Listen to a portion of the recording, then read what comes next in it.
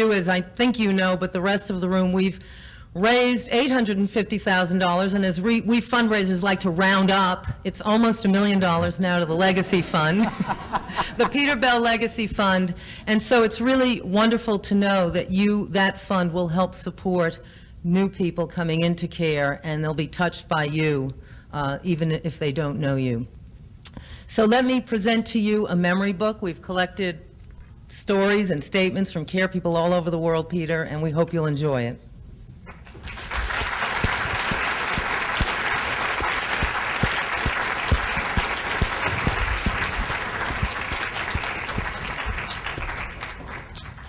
Next, we're going to have Ann Goddard, our Chief of Staff, come up. We should be having some champagne poured, yes.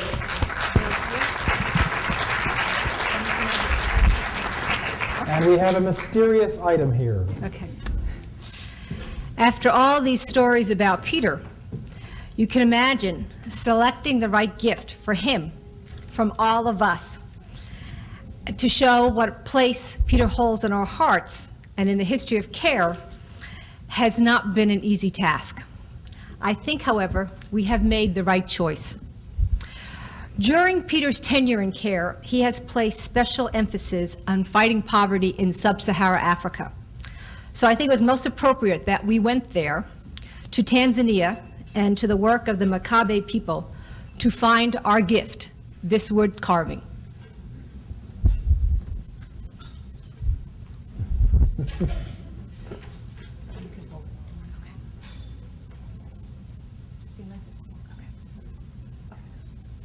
Okay. You can move up a little bit closer. Okay. The Tree of Life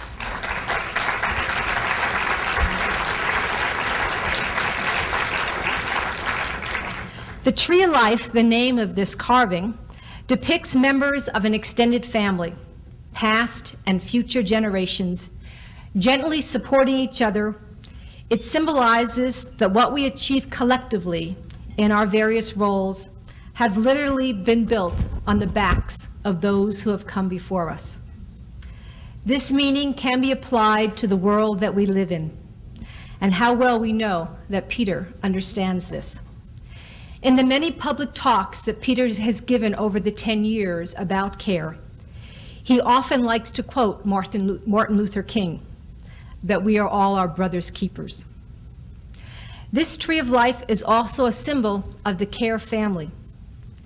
If there is a linchpin in this carving for the last 10 years, that has been Peter. On the work of the generations of care staff who have come before him, Peter has built care into an organization known for putting human rights at the forefront of our work. And for the generation of care staff here today, around the world, and for the generations yet to have joined us, Peter, we want you to know we will continue to build our work on your vision, principles, and passion. So Peter, please accept this gift as a token of the special place you will always hold in the heart of the care family.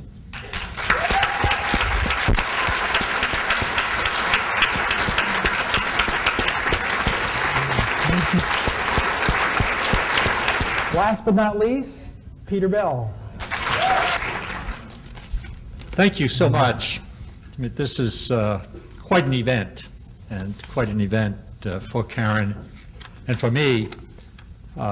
This is such an august setting. I was so moved by each of the speakers and the participants in the talent show, and the performers from the executive area. I wish that it had been a little closer quarters so that I could have come up and given each of you an abrazo. Let me, at the outset, thank a list of people who were particularly instrumental in putting together this event today. First and foremost, Ellen Mowens, who's absolutely fantastic.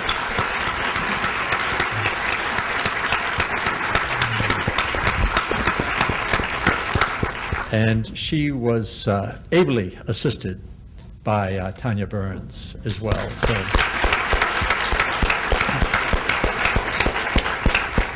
and despite some of his indiscretions, I think we can thank Joe Irochi, too.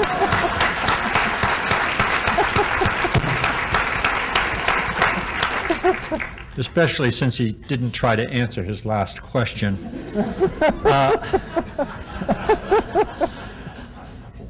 And again, I want to thank Dana Jameson and Trish Longmire, too, and everyone in the Passion Show.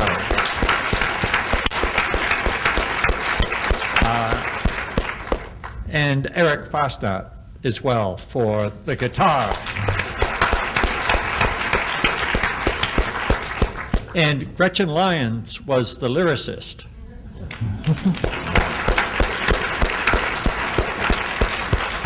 And of course, as I mentioned earlier, the executive area singers. They're great. And Dominic Rollins and Anthony Sukai for their technical support. And Scott Thigpen on video. Where's Scott?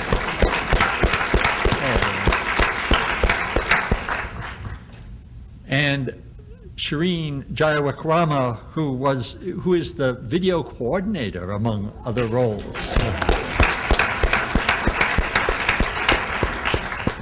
Jason Sangster for CD photo producer. And my notes here tell me that it was Christina Chan who was a gift selector. So thank you, Christina. There you are, multiple roles. Joy Schifro, who coordinated the memory book as well. So, and finally, our partners at the Sheraton Hotel, who provided the champagne, among other things, to support this event. So thanks to our partners at Sheraton. So anyway, this has been quite an event for me, a bittersweet event, to say the least. And I appreciate all of your being here to join in this celebration of our time together. I actually served for 7 years on the board of directors before joining the staff of CARE. Some of you may know the story of how I did become president. As I recall it, initially, I had been chairman of the board for 5 years, never dreaming that I would become president of CARE. The thought had not actually even occurred to me. And when Phil Johnston announced that he would be stepping down, I appointed a search committee. And some weeks after the search began, the chair of the committee, Lydia Marshall, came to me and asked whether the committee could consider me. And I said, I didn't really have to think. I said, absolutely not. And she said, why not? And I said, because I appointed all of you, and you can't turn around and then consider me. It would not be ethical. And so that was that. And the committee went back to its work. And they were supposed to include me as part of the committee in the last stages of the search.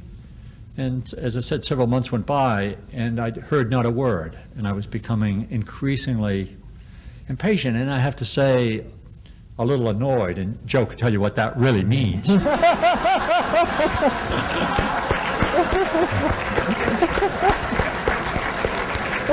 So, finally, Lydia got together with me again. And in the meantime, Karen and our daughter Emily and I had gone on a board visit to Peru. And we gone out to Cajamarca and just been tremendously impressed by the commitment and the effectiveness of our staff there. And I had the meeting with Lydia and expressed my annoyance. And she said, well, what we've been doing is building a wall between you and us. We've doubled the size of our search committee, and we're now serious.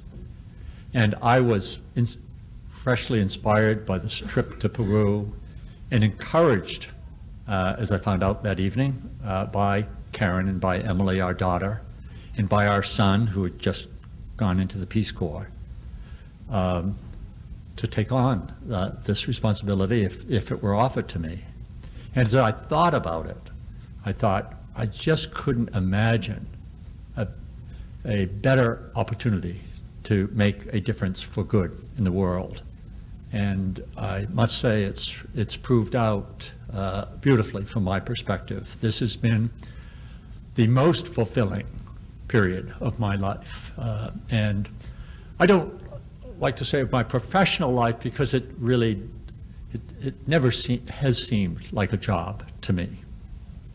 It's been wonderfully fulfilling. And now, I just about a year ago, actually it was in February, I announced that I'd be stepping down. And it had always been my intent, if everything went very well, to serve for up to 10 years. And this is kind of one of my own sort of rules of thumb. I feel that, you know, in a again, quote, job, unquote, like this, you pour yourself into it for 10 years and you give it everything that you have, and then step aside and give someone else the opportunity. I feel as though I owe that to all of you and to this organization. I think it's the right thing to do. And that doesn't make it any easier to do, but I do think it's the right thing to do. And it has been tremendously rewarding for me. I feel as though some of the comments that were made by Joe and others do deserve a little response. Some have, one of the things I should say up front, because if you've been polite enough not to ask, you may wonder what I'm going to do next. And I think I should tell you, that I participated in an executive session with our board last week in Washington, D.C. And I might just back up for a moment and say, too, many of you may not know that when I had my 50th birthday some years ago, my brothers and sisters put on a skit, and they entitled it The First 50 Years, The Frivolous Years. And I think you'd appreciate the fact that I envision the coming years as the years of technology. And I announced in executive session to the board last week that in my next life, I'm going to become a blogger.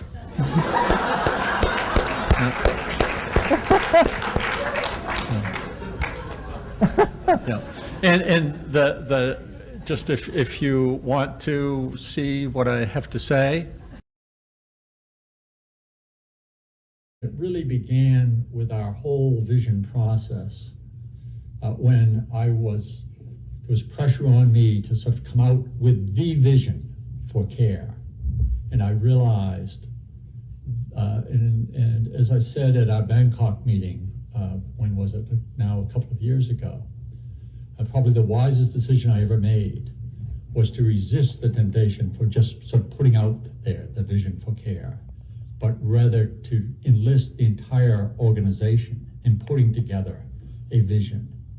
And I think that vision, which so many of us constructed together, has had enormous staying power. It has unleashed new energies within the organization. It has put before us new opportunities and new demands to make an even greater impact in the world. And but it has been a collective effort and a collective commitment. And I take such pride wherever I go in all parts of the world at the quality of staff who work for CARE. It is not the organization who make the people. It is the people who make the organization. So my heart goes out to all of you for what you have contributed. And as I have said so many times in the past, I feel as though I've had the immense privilege of basking in the reflected glory of what each of you accomplishes, what each of you contributes to making CARE a more effective organization in behalf of some of the poorest people in the world. And we all know that 45 million people, the number of people CARE reached last year, is in a certain sense a drop in the ocean compared with the 1.2 billion people who remain in extreme poverty in the world. And yet we also know, and we who work for CARE really know, that each of those persons is an individual. Each of those persons is a person who has an inherent dignity, a dignity that needs to be protected and advanced. Each of those persons wants nothing more than to contribute to a better life for their children, for their family, for their community. Each of those persons would like nothing more to be of service to the broader community and to make a difference in the world as far as their horizons would stretch. And we are all privileged to be able to contribute to the advancement and protection of such people, as Christina said, people of determination and courage. So thank you for giving me this opportunity to serve alongside you. I am proud to have done so. It's a little bit anticlimactic that I won't disappear tomorrow. I'll be here for the next several months.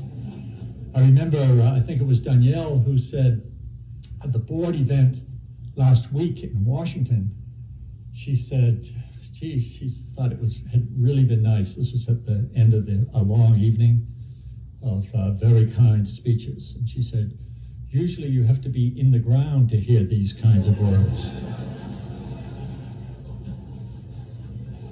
Well, I feel as though today I've died and I've gone to heaven, and then on Monday I'll be back on the ground. So you'll have to bear with me just a little bit longer. But it's important. It's important for us to understand, to embrace, and to be part of change and growth. I feel as though I've had the privilege of learning from each and every one of you and the people with whom we work around the world every single day since I've come to CARE.